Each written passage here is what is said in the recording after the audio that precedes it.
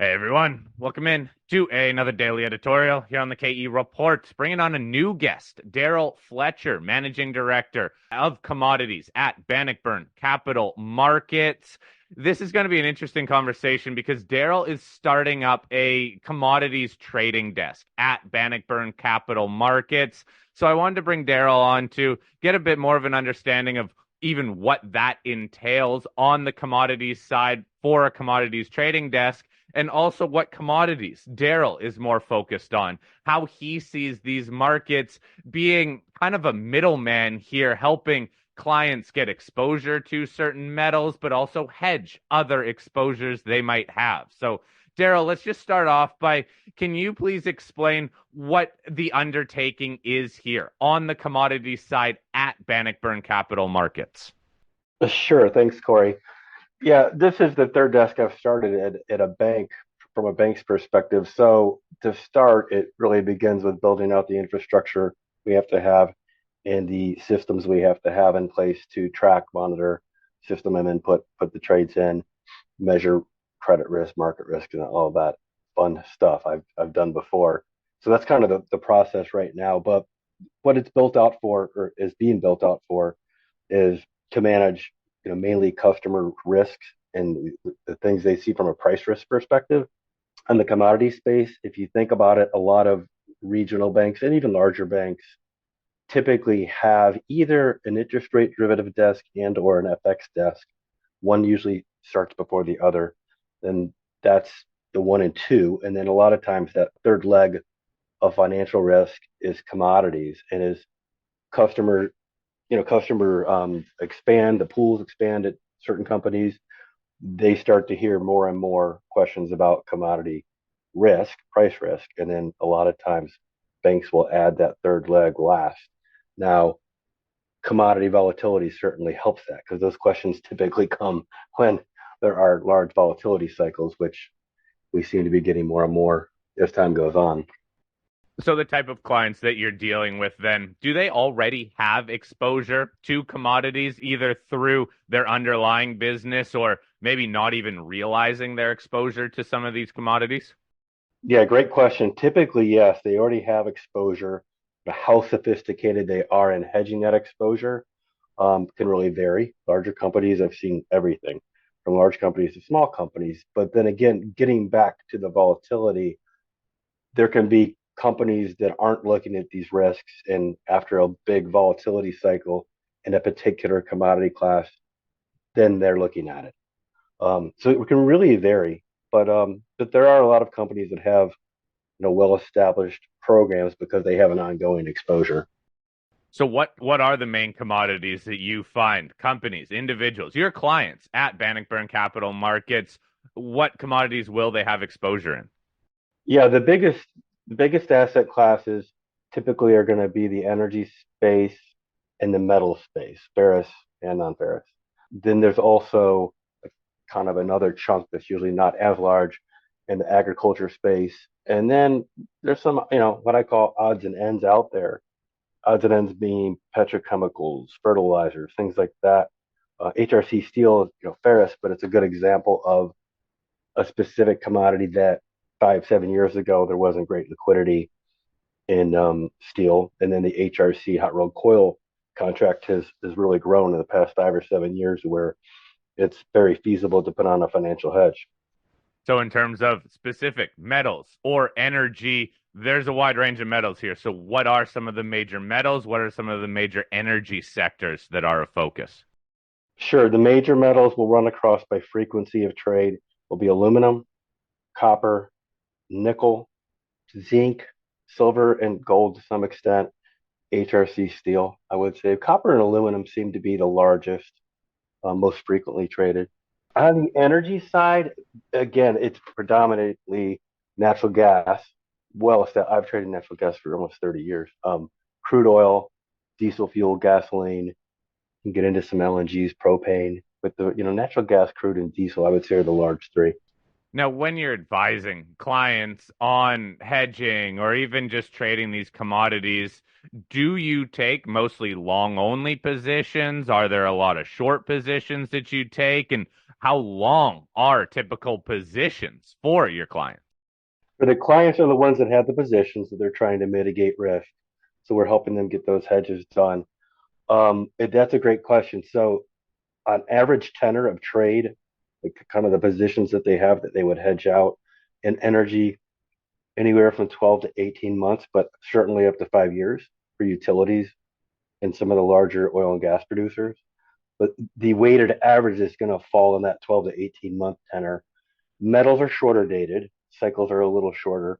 Price risk there can be, limited, more limited to 1 year, especially when they're dealing in the automotive markets and recontracting out year by year. I would say the average tenor, weighted tenor of the trades would be 8 months, 6 to 8 months. You have some inventory hedging going on there that weights that down, which is shorter. But again, certainly I've seen and done 3 year copper trades, 3 year aluminum trades. And then the agriculture space, softs are generally a lot shorter just due to the nature of the seasonality and the growing season. Let's get into some of these different commodities and let's start off with copper, since that is a large function of some of the trades that you do here. What is your outlook for copper, and what are some of the key considerations that you share with clients to understand the overall copper market broadly? The main thing in copper is China. I mean, that really is the predominant issue, not issue, but what's going on in China. When you look at copper, I do like the long-term aspects of copper, just in terms of infrastructure, chips, copper, EV space, a lot of the infrastructure build out that needs to happen across the world. We did just have a nice breakout here in the past week over $4 finally, and that hadn't happened since last April. And it seems to be holding pretty good, $4 a pound. Prior to that, we'd been in a really 360, 390 range for quite some time, honestly, for almost a year. And then we broke back above four here in the past week or two. But really looking at, Chinese data and supply data, I know the smelters in China the past week, that was part of this move up, talking about cutting back production from concentrate to processing just due to they kind of overbuilt the smelting side out, and there's been a lack of concentrate coming from the mines. So you're looking at mine outages, China demand, kind of the big picture.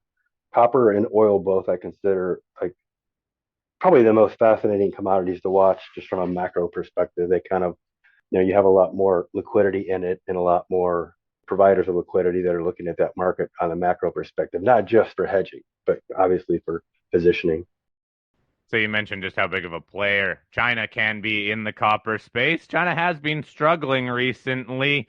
What about other countries, especially when it comes to the supply side of the equation that can drive prices for copper? What are your considerations there?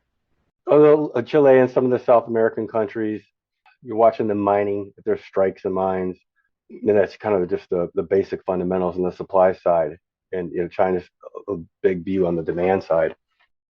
Now let's move over to energy then. Let's talk about natural gas, because natural gas, man, oh man, it is volatile. So I understand why people would want to hedge certain positions just to not get completely offside on any certain position. But natural gas has broadly been under $2. It even came down to almost $1.50, some historic low prices here. Do you see the environment, natural gas market changing at all in the near term? I really don't. It's I don't know if you want to call it fascinating, but the move down has been steep. If you look at cash prices, so domestic here in the U.S., cash price hubs are another. Well, last week they're 30 to 40 cents below the front month.